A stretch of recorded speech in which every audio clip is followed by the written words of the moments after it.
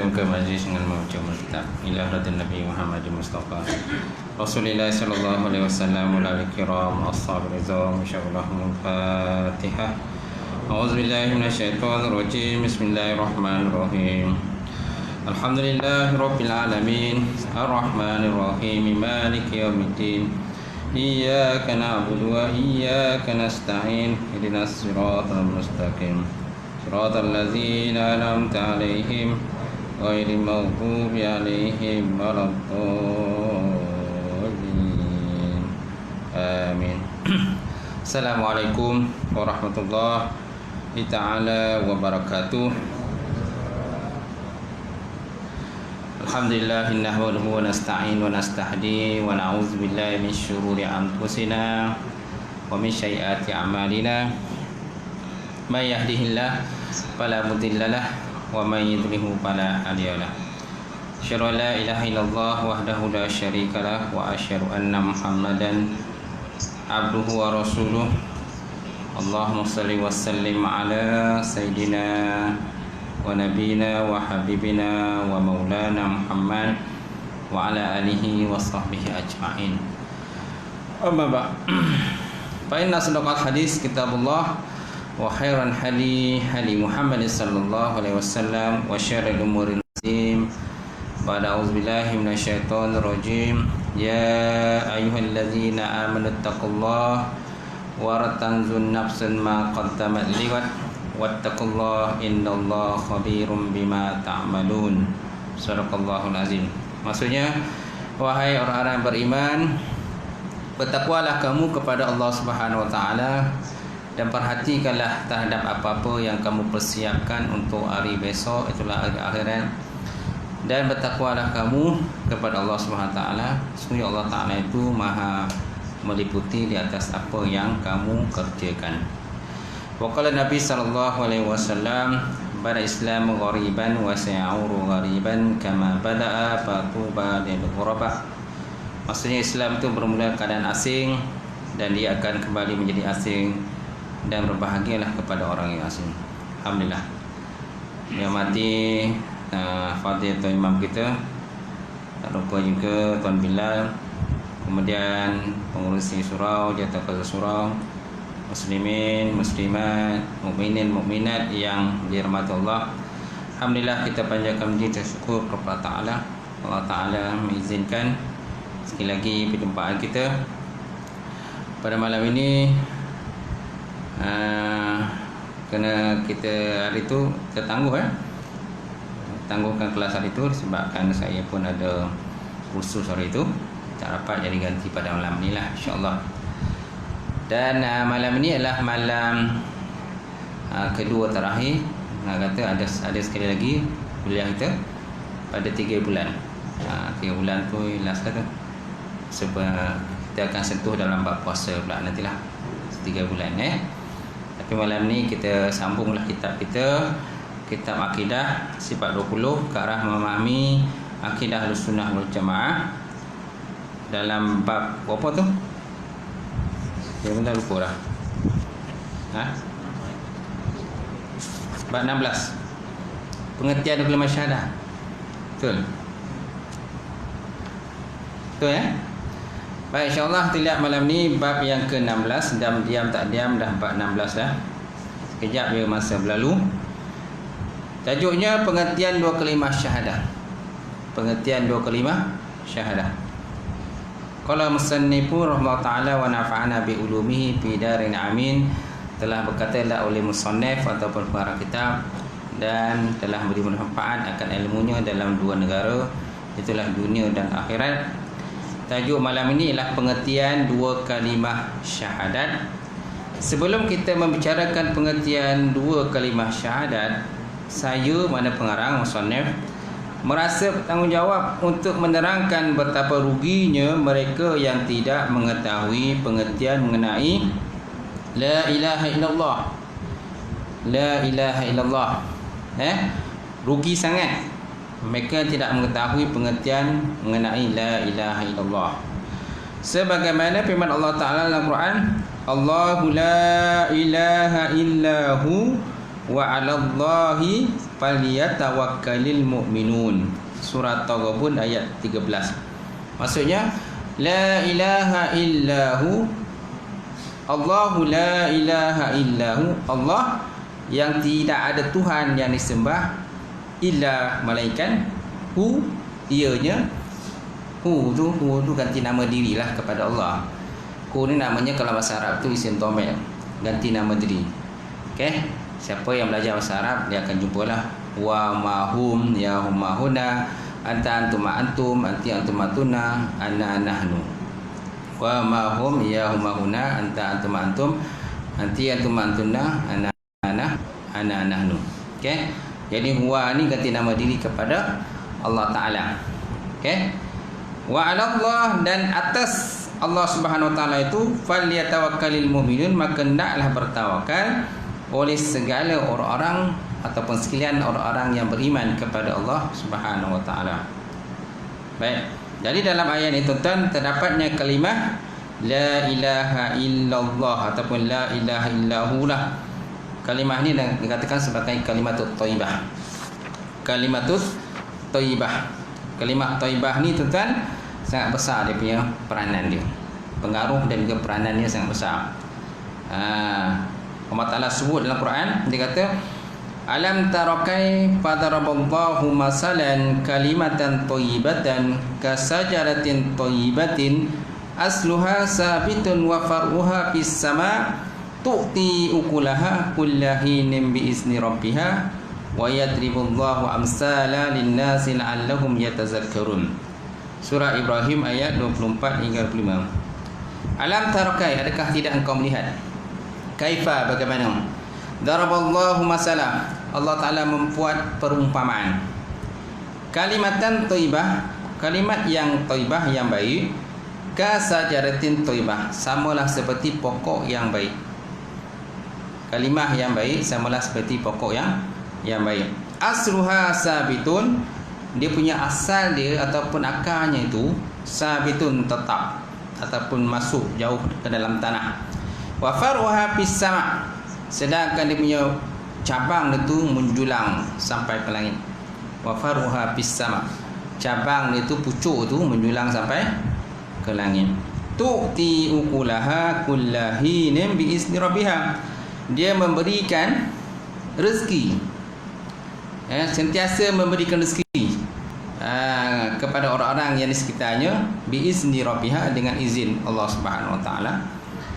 Wa yadribullahu amsan, Allah Ta'ala membuat perumpamaan linnas, bagi manusia, la'allahum yatazakkarun, mudah-mudahan mereka itu mengingati ataupun mendapat pelajaran daripada perumpamaan tersebut.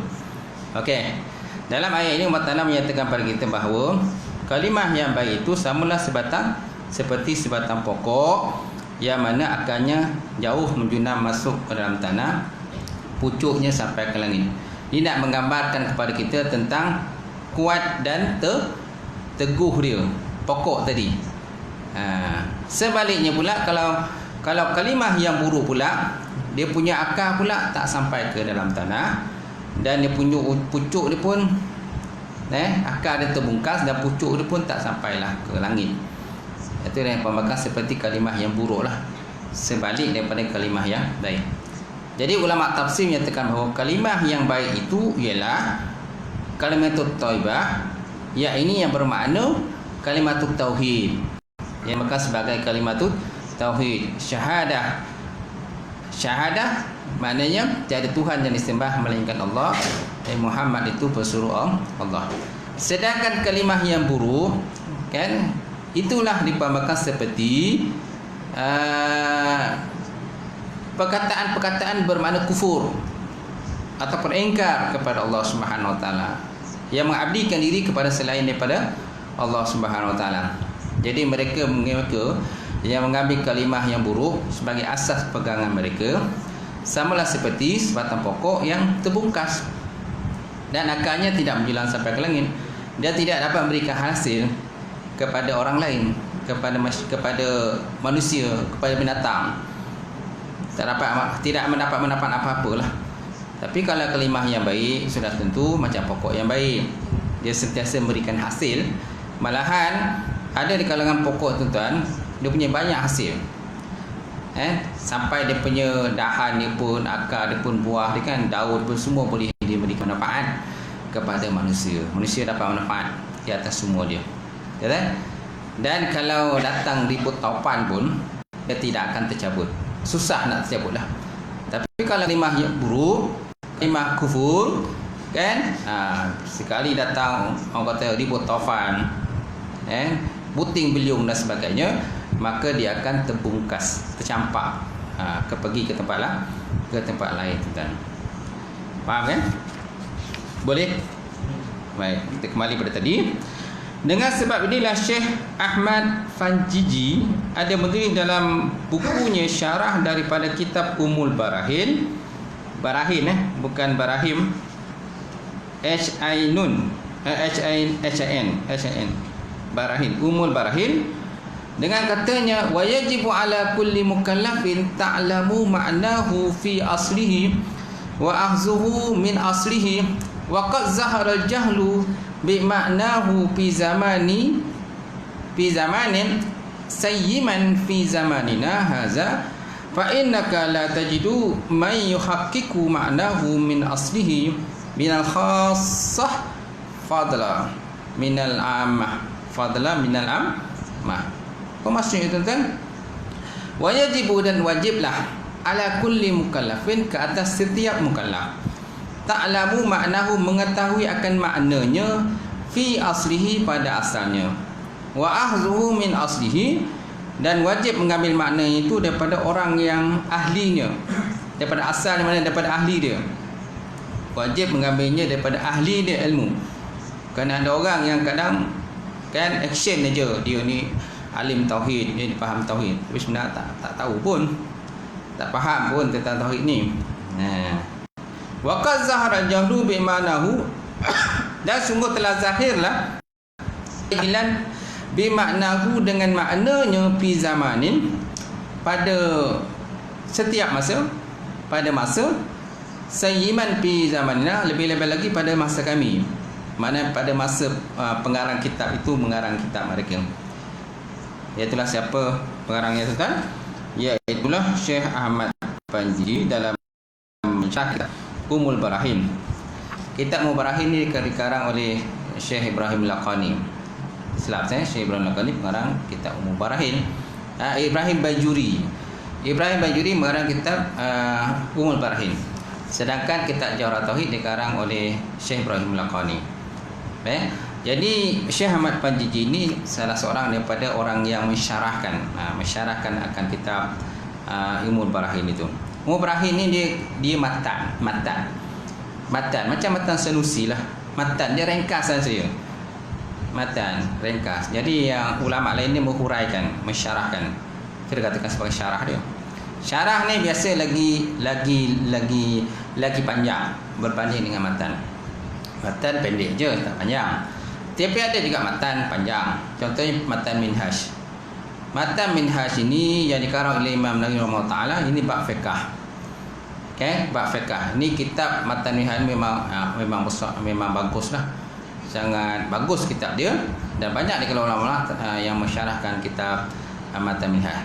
Seperti kitab Majmu', mensyarahkan kitab matan Minhaj. Berjilid-jilid kitab dia.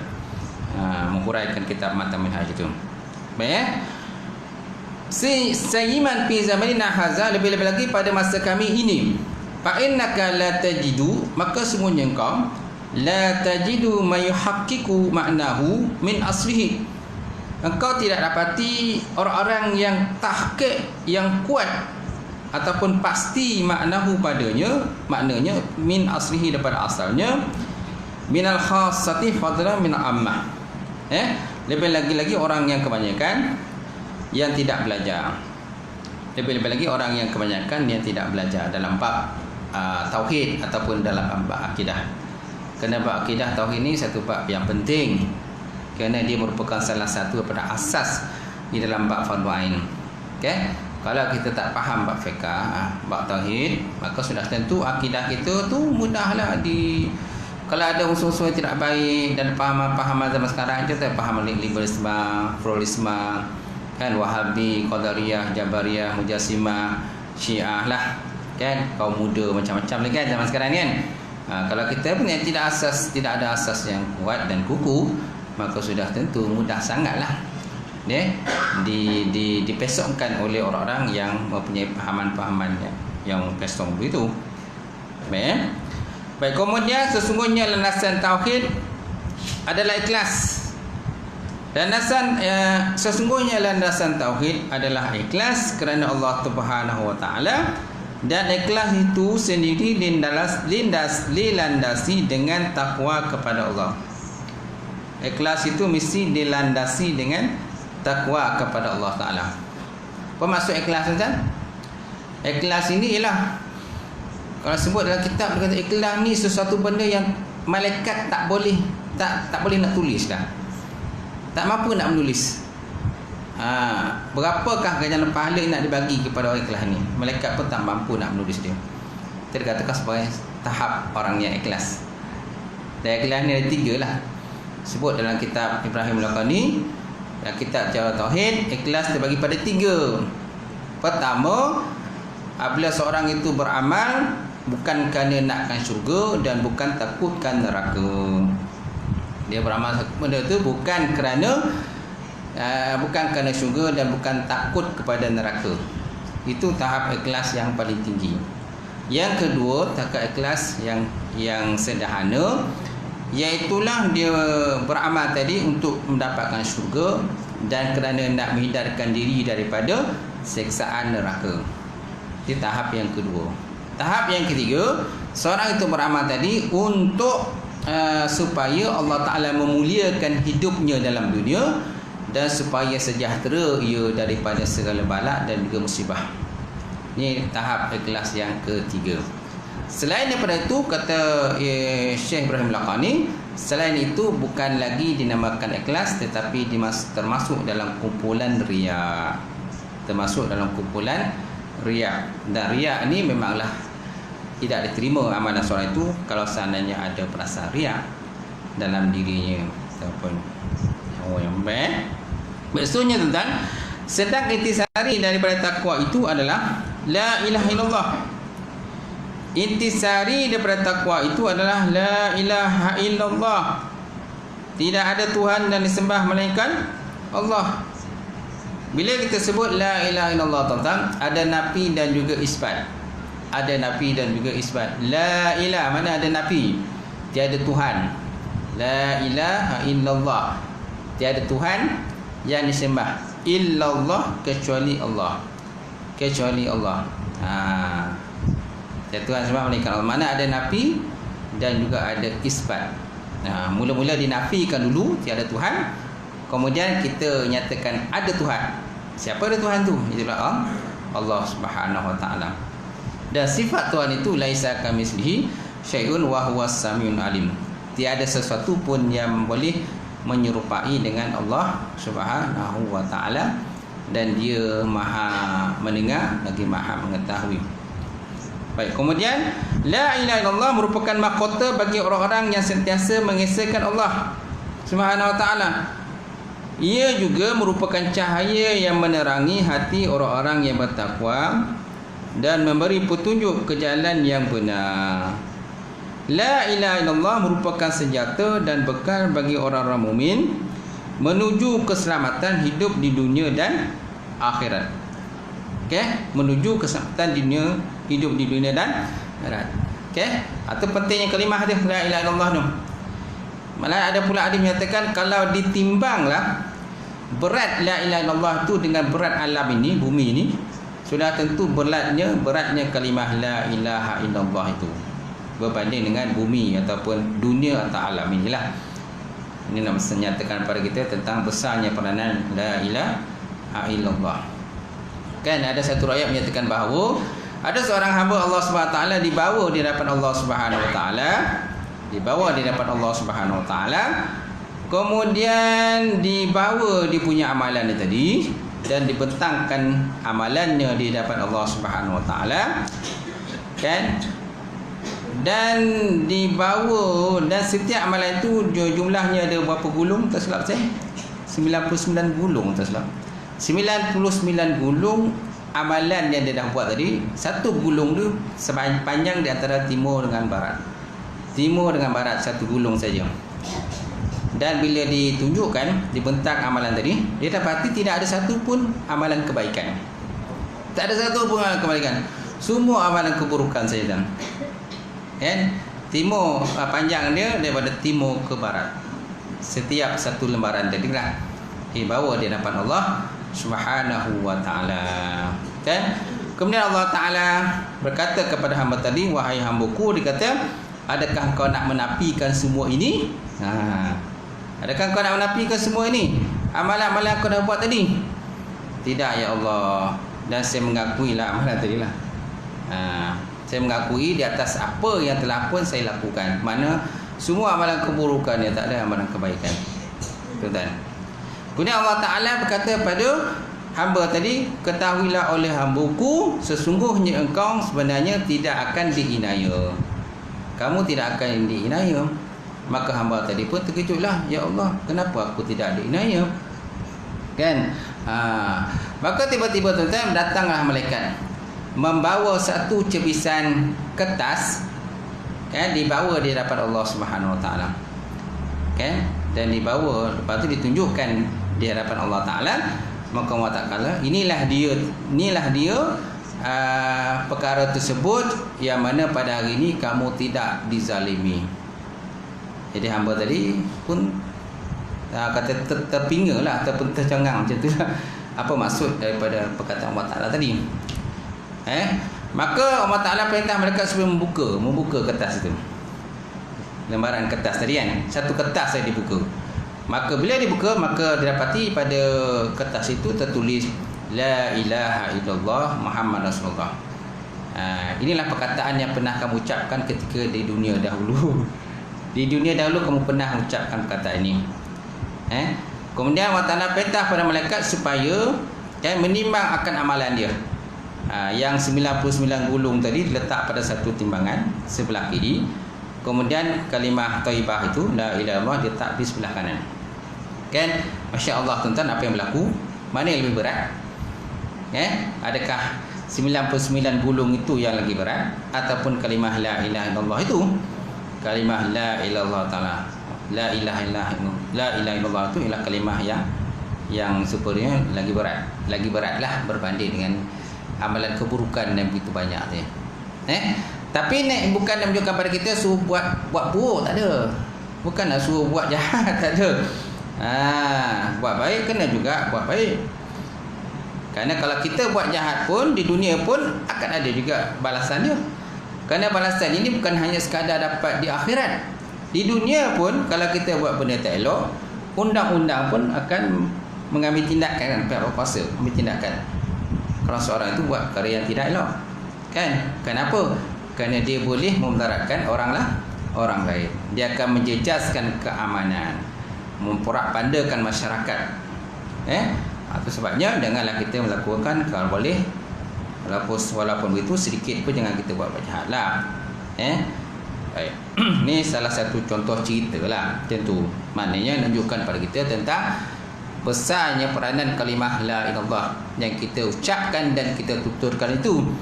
Walaupun kalimahnya bukannya banyak sangat pun, sikit je, berapa perkataan saja kan, berapa huruf saja, tapi nisbah pahalanya sangat besar. Baik, kemudian tuan-tuan, la ilaha illallah merupakan senjata dan bekal bagi orang-orang mukmin menuju keselamatan hidup di dunia dan di akhirat. Kerana bila kita kata la ilaha illallah, maka terpeliharalah kita punya keselamatan.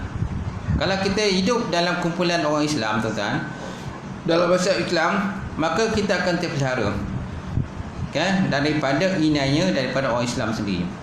Kalau kita ada kalimah la ilaha illallah. Malahan ada separuh tempat, tuan-tuan, bila kita mengaku kita Islam, kita akan dijaga dan dipelihara. Malahan ada tempat-tempat di negara itu, tuan-tuan, Islam telah mula bertapak. Betul tak? Seperti yang berlaku di New Zealand kan. Kita pun tak sangka, tuan-tuan. Kejadian yang berlaku yang baru ni, tuan-tuan, kejadian tembak kan. Rupa-rupanya, tuan-tuan, nak tunjuk kepada kita satu fenomena yang kata luar biasa lah pada kita. Yang mana Islam ni diterima oleh masyarakat di sana. Hanya segelintir saja yang tidak menerima. Sebahagian kecil tidak menerima, tapi kebanyakan mereka menerima Islam itu. Dan mereka mula pula belajar tentang Islam. Belajar tentang Islam. Belajar cara-cara macam mana nak solat, belajar cara-cara macam mana nak pakai tudung. Tahu tak? Tahu tak? Tapi orang kita kat sini tak nak pakai tudung. Orang kat sana nak pakai tudung.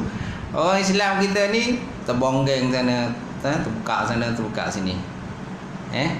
Sedangkan tudung itu adalah satu orang kata syariat pada Islam. Walaupun ialah tudung itu ialah merupakan salah satu daripada kewajipan pada orang Islam, yang perempuan dia balik serta berakal, kan tak? Tapi tudung juga merupakan salah satu daripada syariat Islam juga. Ada tak? Saya tengok ada satu video dalam bahasa Inggeris, silap tak? Dalam bahasa Inggeris lah. Tapi dia dah siap terjemah tu. Di mana orang yang cakap video tu, dia menyatakan tentang peranan ataupun kelebihan memakai tudung kepada muslimat. Kan? Memakai tudung kepada muslimat. Dia kata sebenarnya pakai tudung pada muslimat ini adalah satu pengorbanan yang begitu besar yang Allah Ta'ala bagi kepada muslimat, dan nak menunjukkan kepada kita juga tentang ganjaran pahala yang besar yang Allah Ta'ala sediakan kepada mereka. Tetapi dengan syarat mereka buat itu dengan niat ibadah kepada Allah. Dengan niat ibadah kepada Allah Subhanahu Wa Ta'ala. Kenapa tuan? Kerana tempoh memakai tudung, dia kata, adalah satu tempoh yang lama berbanding dengan ibadah yang lain. Ibadah solat contoh kalau kita buat, paling tidak pun mungkin dalam 10 minit ataupun 15 minit ibadah solat kita buat. Tahu tak? Begitu juga dengan ibadah solat yang lain, solat sunat dan sebagainya. Kita baca Quran paling tidak pun mungkin setengah jam ataupun 1 jam, kan? Dan juga ibadah-ibadah lain lah yang khusus yang biasa kita buat, kan? Dia makan masa tak lama lah. Tetapi kalau pakai tudung ni, ialah biasa perempuan kalau keluar daripada rumah mereka, kan, dia pakai tudung mulai daripada dia keluar rumah sampailah dia balik ke rumah. Kalau dia bekerja tu kan, dia bekerja, so berapa jam dia akan berada di pejabat? Tak? Berapa jam dia akan berada di tempat kerja mereka? Tak? Jadi selama mana dia memakai itu, dia dikira mendapat pahala ibadah sisi Allah Subhanahu Wa Ta'ala, tuan-tuan. Bukan kita tengok dari segi kewajipan dia. Benda tu memang dah wajib dah. Asal benda tu balik, perempuan tu balik dia merakam, memang wajib dia pakai. Tapi di segi orang kata pahala ibadah yang besar yang Allah Ta'ala sediakan kepada perempuan, golongan muslimat, kan? Sedangkan kain tu bukannya berat sangat pun. Tapi bagi orang yang ingkar kepada Allah, mereka menganggap tudung itu memang satu bebanan besar lah. Macam pikul gajah nama dia. pikul gajah yang besar tu berat sangat bagi mereka. Ataupun mungkin mereka tarik batu yang besar, walaupun bukannya berat sangat pun. Tak? Berapa gram saja berat dia. Tak? Jangan kita tengok di segi orang kata jenama tudung itu. Kalau jenama dia memanglah ada tudung mahal, ada tudung murah, kan? Ada tudung bawal, tudung nelofa lah, riani lah, tudung bawal, tudung kerapu, macam-macam lagi. Tudung dia, jangan kita tengok kepada mahal tudung itu, tapi di segi orang kata sifat, orang kata sukarela dia nak pakai, kan? Dan juga merupakan satu tanggungjawab daripada Allah Ta'ala yang bagi pada dia. Jadi selama mana dia pakai tadi, dia mendapat pahala, tetapi dengan niat ibadah kepada Allah Subhanahu Wa Ta'ala. Itu Allah Ta'ala bagi kelebihan kepada mereka. Lelaki tak ada macam tu kan? Tak ada. Kita hanya setakat pakai kopiah, tu pun kan pakai kopiah. Betul tak? Baik. Kemudian La ilaha illallah adalah kalimah yang pertama kali diucapkan seseorang yang menyatakan dirinya masuk Islam, dan juga sebagai ucapan terakhir bagi mereka yang akan meninggal dunia. Mana ucapan pertama bila nak masuk Islam, dan ucapan terakhir bila kita meninggal dunia. Itu sebabnya Nabi SAW bersabda, Man kana fi akhiri kalamihi la ilaha illallah dakhala jannah. Barang siapa yang adalah pada akhir kalamnya, kan, dia mengucapkan la ilaha illallah, maka masuklah dia ke dalam syurga Allah Subhanahu wa taala. Kemudian dalam bab, contohnya dalam bab kita takin orang.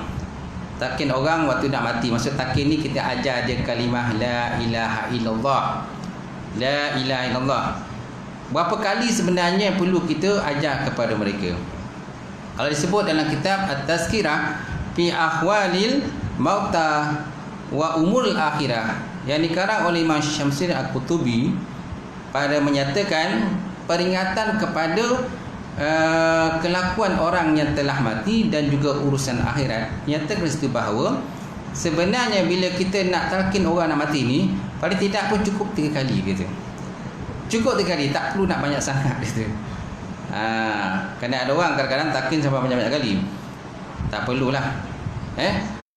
Sebenarnya orang yang mati itu dia mendengar apa yang kita ucapkan. Cuma kadang-kadang dia tak dapat membalas. Tak membalas. Orang yang nak mati itulah.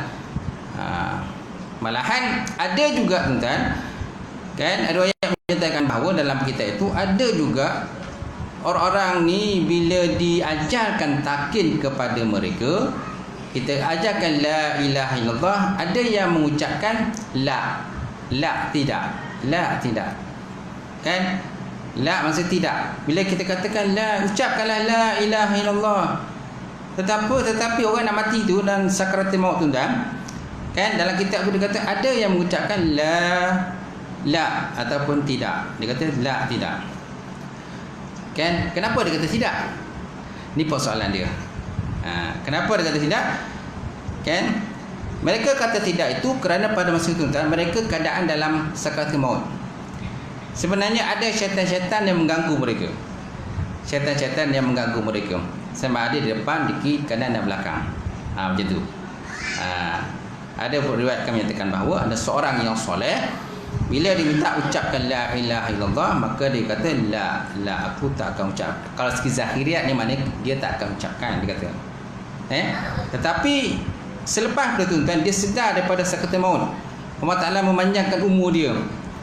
Kan? Kemudian kawan tadi yang mentakikan dia tadi bertanya pada dia, kan, kenapa kamu kata la? Dia kata, kenapa kamu tidak ketika kami semua mengajarkan kepada kamu la ilaha illallah? Kenapa kamu cakap la tidak? Sebenarnya dia kata, aku masa tu dalam sakaratul maut. Syaitan mengganggu saya. Kerana syaitan ni tuan-tuan, dia boleh menyerupai orang-orang yang kita kasih, kita sayang. Waktu kita dalam sakaratul maut, mereka boleh menyerupai akan ayah kita. Siapa orang itu kasih? Kan? Wahai anakku, dia kata, kan, ni ayah datang nak bantu kamu, masuklah kamu ke dalam agama Yahudi. Kan? Kemudian datang pula ibu dia. Siapa orang kita kasih itu? Datang ibu dia. Dia akan menyerupai ibu dia. Wahai anakku, dia kata, inilah ibumu datang pada kamu, dan ibu ni lah dulu yang telah bagi susu pada kamu, menetekkan kamu waktu kecil. Dan kamu, ibulah yang telah menjagakan kamu. Masuklah kamu dalam agama Nasrani. Kan? Sesiapa juga yang kita kasih, mereka akan datang mengganggu kita. Sebenarnya syaitan. Itu sebabnya orang soleh tadi kata la, dia kata tidak. Mana dia tidak akan ucapkan apa yang dikatakan oleh syaitan tadi. Syaitan tadi. Itu sebenarnya makna dia. Tetapi walaupun itu dia tetap mendengar apa yang diucapkan oleh orang-orang yang mentakinkan dia waktu nak meninggal dunia. Faham kan? Boleh terima? Baik. Kemudian la ilaha illallah adalah kalimah yang pertama kali diucapkan seseorang menyatakan dirinya masuk Islam, dan juga sebagai ucapan terakhir bagi mereka yang akan meninggal dunia. Keislaman seseorang boleh diakui sebelum dia mengucapkan kalimah tauhid la ilaha illallah. Itu sebabnya pentingnya la ilaha illallah. Kalau seandainya seorang tuan-tuan, dia seorang yang kafir, dia rajin buat amal ibadah, dia rajin tolong orang, bantu orang, tapi cuma dia tak ada kalimah la ilaha illallah saja. Bagaimana keadaan orang itu waktu nak meninggal dunia? Adakah dia mati dalam Islam ataupun tak Islam? dia tetap mati dalam keadaan kafir lah. Cuma disebabkan oleh amalan kebaikan yang banyak dia buat, maka Allah Ta'ala memudahkan dia waktu dia nak meninggal dunia. Waktu nak meninggal dunia, Allah Ta'ala memudahkan dia. Sedangkan orang yang banyak buat ibadah, kan, dan dia mengaku Islam dan dia dah syahadah la ilaha illallah, waktu dia nak meninggal dunia nanti, kan, Allah Ta'ala pun memudahkan jugalah bagi mereka nak meninggal dunia. Malahan ada orang pula menyatakan Allah Ta'ala menyusahkan dia waktu meninggal tadi. Kenapa? Ada sebab juga. Ada juga sebab Allah Ta'ala susahkan. Kenapa? Allah Ta'ala nak membersihkan dosa-dosa yang dia telah buat dulu, kalau masih ada dosa lah.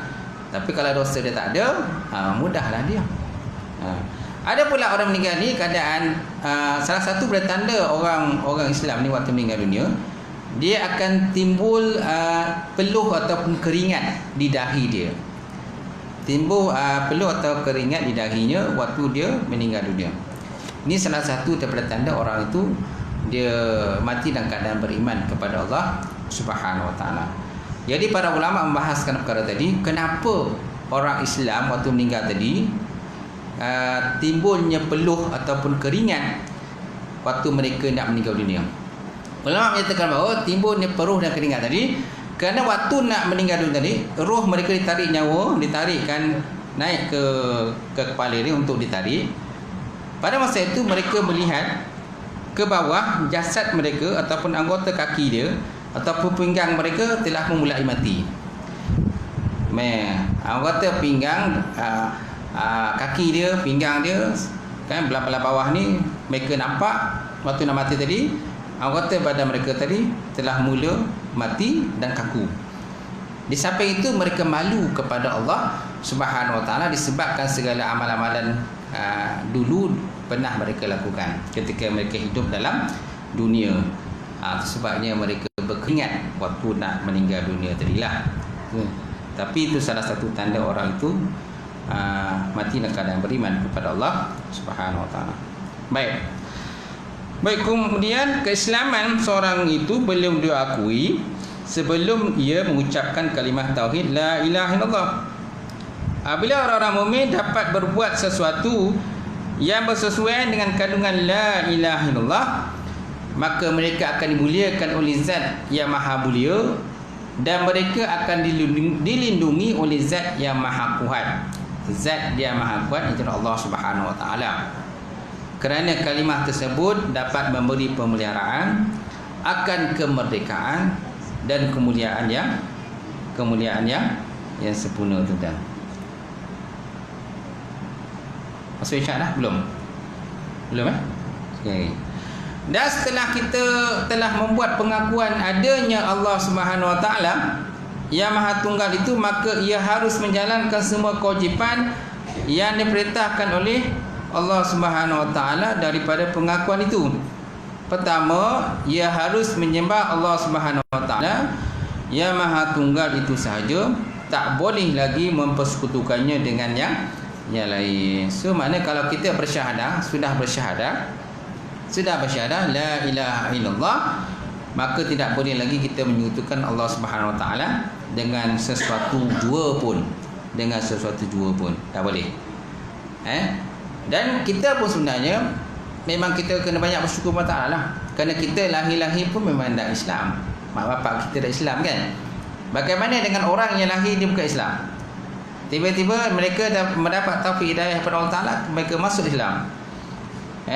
Mereka terpaksa kadang-kadang berjuang. Kenapa? Dipulaukan oleh keluarga, dipulaukan oleh kawan, dipulaukan oleh ayah, dipulaukan oleh ibu.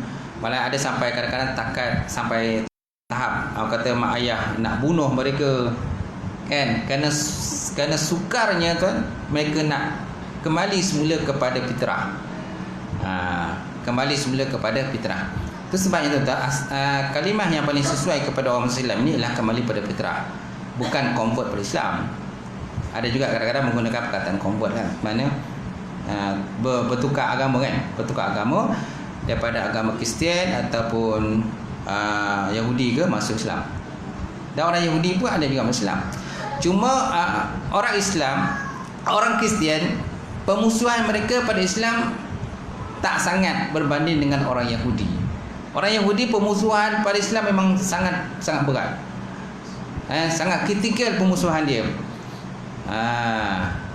Malahan mereka sanggup menghalang Islam, seperti yang berlaku di Palestin. Asal Palestin itulah bumi mereka. Bumi Palestin itu asal yang milik orang Palestin. Tetapi setelah daripada perjanjian itu, perjanjian apa saya tak lupa, kan, pada dalam tahun 1907, kan, pada masa itu kan, perjanjian apa tu, British mandat British tu, yang mana British memberi laluan kepada orang-orang Yahudi supaya berhijrah ke Palestin. Asalnya Palestin itu adalah milik mereka, milik mereka. Dan orang Yahudi pun sebenarnya tak wujud di Palestin pada asalnya. Mereka datang kemudian, setelah daripada peperangan dunia yang kedua, di mana kerajaan Turki Uthmaniyah telah pun orang kata kalah dalam peperangan tadi, maka akhirnya bumi ataupun bawah kerajaan Turki Uthmaniyah akhirnya dibagi-bagikan, di mana Palestin itu jatuh pada British.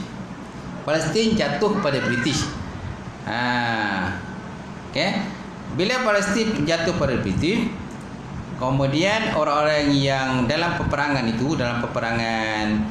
kata dunia yang kedua, orang Yahudi membantu British dalam peperangan tadi. Jadi mereka nakkan hak mereka, kerana membantu orang British melawan kerajaan Turki Uthmaniyah. Bila kerajaan Turki Uthmaniyah telah pun jatuh, asalnya kerajaan Uthmaniyah ini besar kerajaan dia, sangat luas kerajaan dia. Bila kalah dalam peperangan itu, akhirnya kata negara-negara jajahan ataupun takluk Turki Uthmaniyah akhirnya dibagi-bagi. Masuklah Palestin tu. Palestin berada di bawah kerajaan British. British pula dalam peperangan dunia kedua, pertama dan kedua, orang Yahudi membantu British dalam peperangan tadi. Jadi bila mereka dah menang, mereka nakkan bahagian mereka. Itu sebabnya mereka menuntut British supaya dibagikan satu negara ataupun tanah, iaitulah tanah Palestin itu bagi mereka. Kan? Dan akhirnya berlakulah perjanjian membenarkan mereka, dan mereka mulalah berhijrah ke Palestin sampailah sekarang. Dan mereka mengaku itu adalah bumi mereka. Sebenarnya bukan bumi mereka, itu bumi Palestin, bumi orang Arab. Tapi mereka mengaku bumi mereka sampai sekarang. Dan mereka menjarah tanah area Palestin. Baik tuan-tuan, yang kedua, ia harus mengucapkan doa dan pengharapan hanya kepada Allah Subhanahu Wa Taala. Di dalam setiap sembahyang dia membaca ayat, tunjukilah aku ya Allah jalan yang lurus. Inna salati wa nusuki wa mahyaya wa mati lillahi rabbil alamin. Kan, Rabbi shrah li sadri wa yassir li amri wahlul 'uqdatam min lisani yafqahu qawli. Itu kan doa yang antara dua sujud apa? Doa antara dua sujud. Apa kita baca?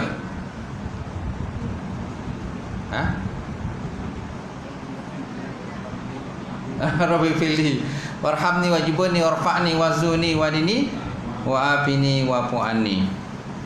Itu pun tak termasuklah. Okey. Di dalam setiap sembahyang dia membaca tunjukilah aku. Jadi tunjukilah dia aku ni kemungkinan ayat ihdinas siratal mustaqim lah. Ihdinas siratal mustaqim. Ya Allah, tunjukkan kami jalan lurus. Jalan lurus.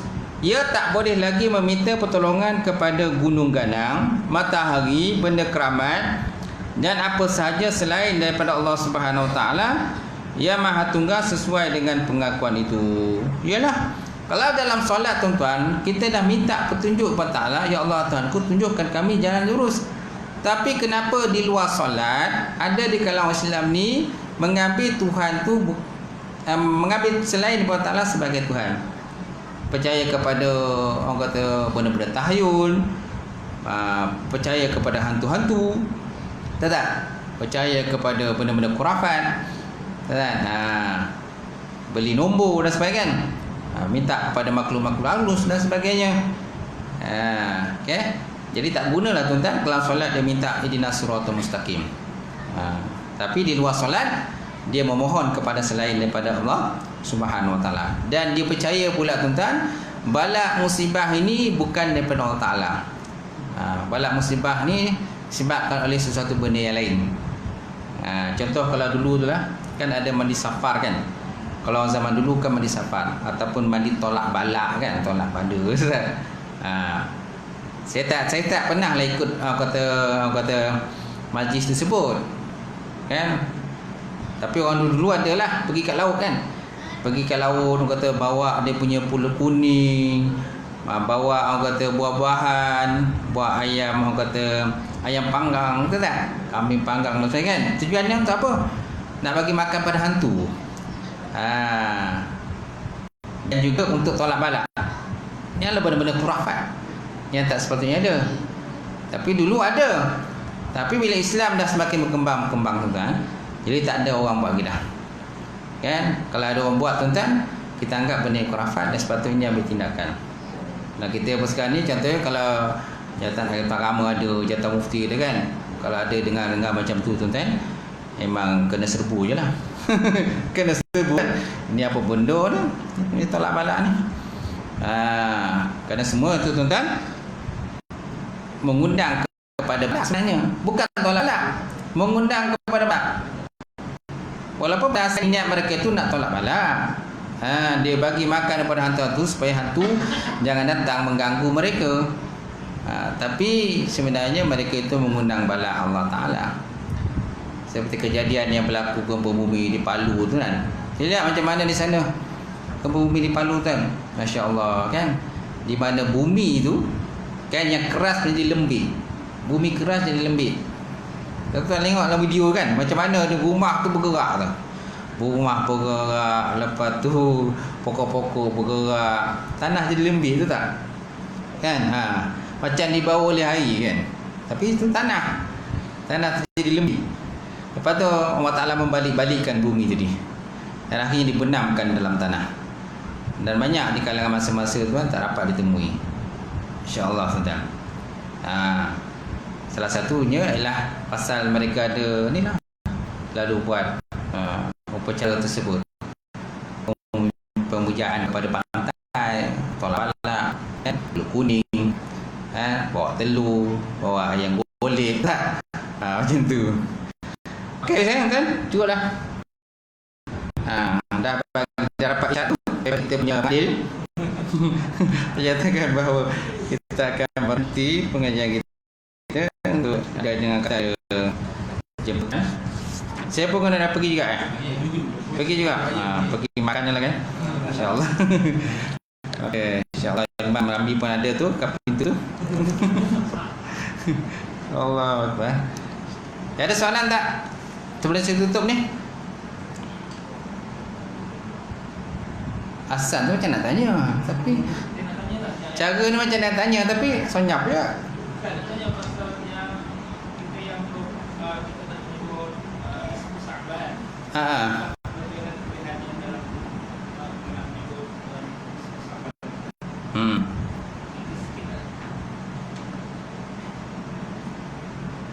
Disebut Syaban. Jadi kenapa?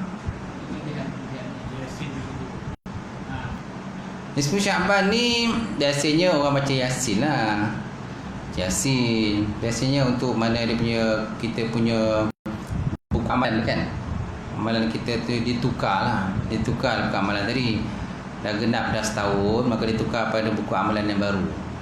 Itu sebaik-baiknya kita buatlah amalan-amalan yang baik. Antaranya baca Yasin. Tak semesti baca Yasin, benda lain pun boleh juga. Kerana benda tu bukannya wajib pun nak buat. Tapi biasanya lazimnya kita tu buat itu. Buat keselamatan, doa untuk keselamatan lah untuk diri kita sepanjang tahun ini. Buat amalan baik lah, berpuasa sunat, macam tu. Apalagi kalau kita ni nak masuk pada bulan Ramadan. Kemudian Rejab, Nabi kata Rejab itu ialah bulan Allah. Kemudian Sya'ban itu ialah bulanku, kata Rasulullah. Dan Ramadan itu ialah bulan umatku. Jadi kita digalakkan sangat-sangat, orang kata, beramal dengan banyak-banyak pada bulan Ramadan. Bulan Syaban pun boleh juga. Boleh kita berpuasa bulan Syaban. Tak ada masalah. Bulan Rajab pun boleh juga berpuasa. Cuma kelebihan pada, kalau kelebihan dia adanya bulan, adanya malam Isra' wal Mi'raj. Kalau bulan Rajab. Kalau Syaban pula kelebihan dia itulah nisfu Syaban. Kalau Ramadan pula kelebihannya ialah malam Lailatul Qadar. Malam Lailatul Qadar. Jadi pada setiap bulan itu, 3 yang bulan ni ada kelebihan-kelebihan tertentu yang Allah Taala berikan. Okey. Kerana pada Syaban tu tak ada bulan, tak ada malam Isra' Mi'raj, tak ada. Malam orang kata Lailatul Qadar pun tak ada. Perempuan yang ada nisfu Syaban aja. Kalau Ramadan ada. Yang dikatakan sebagai malam lebih baik daripada 1000 bulan. Khairum min alfi syahr. Tanazzalul malaikatu waruhu fiha biizni rabbiha biizni rabbihim min kulli am. Salamun ya hatta matla'il fajr. Matla'il fajr. Matla'il fajr. Jangan baca fajar. Jangan baca fajar. Kalau baca fajar salah. Sebab ada imam kita sahabat kita juga, saya pun pelik kenapa dia baca salamun hiya hatta matla'il fajar. Salah tu. Mestilah baca fajr.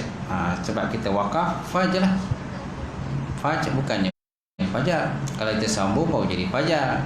Kalau kita sambung dengan ayat seterusnya baru jadi fajar. Tapi kalau kita wakaf, tak boleh kita hidupkan tu kalimat ujung tu, maka kita kena sukunkan, kena matikan jadi fajar. Jadi qalah lah kat situ. Okey. Itu saja ya. Alhamdulillah. Auzubillahi minasyaitonir rajim. Bismillahirrahmanirrahim. Alhamdulillahirabbil alamin wassalatu wassalamu ala asyrafil mursalin wa ala alihi washabbihi ajmain. Allahumma zidna ilman nabiyyina wa qina sariqa wa alam taqabbala wa rizqan halalan mubarakatan katsira wa siyana fataya alim nawilana qulubana binuri ma'rifatika wa ta'ala al-arifin. Allahumma faqihna fid din, Allahumma faqihna fid din. Allahumma ijma'na hadza jam'an marhuma wa tafarraqna min ba'di tafarruqan ma'suma. Allahumma barik lana fi Sya'ban wa ballighna Ramadan. Rabbana atina fid dunya hasanah wa fil akhirati hasanah wa qina azabannar. Walhamdulillahi rabbil alamin. Taqabbalallahu minkum.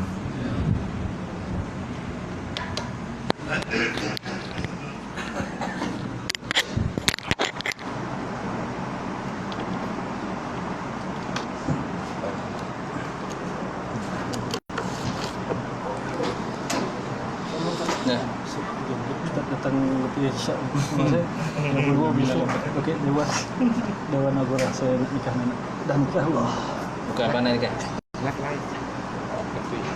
bukan apa nak nikah ajak tu